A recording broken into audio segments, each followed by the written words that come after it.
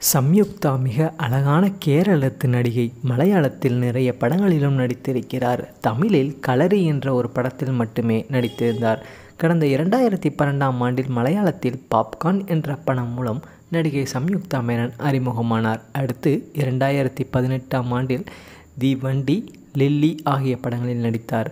பாலக்காடு சொந்த ஊராக இருந்தாலும் இப்போது வசிப்பது என்னமோ கொச்சியில்தான். சமீபத்தில் தனுஷ் நடித்த வாத்தி படம் இவர்தான் கதாநாயகி என்பது குறிப்பிடத்தக்கது.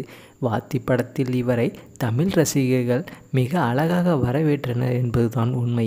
சமீபத்திய பேட்டி ஒன்றில் கலந்து கொண்ட வாத்தி பட ஹீரோயின் சம்யுக்தா மேனன் தமிழ் சினிமாவில் எந்த நடிகருடன் நடிக்க வேண்டும் என்றாலும் எந்த நடிகரை கூறுவீர்கள் என்ற கேள்வியை எழுப்பினார் தொகுப்பாளினி. இதற்கு பதிலளித்த சம்யுக்தா மேனன், இப்படியான கேள்விகள் எல்லாம் கேட்கவே கூடாது.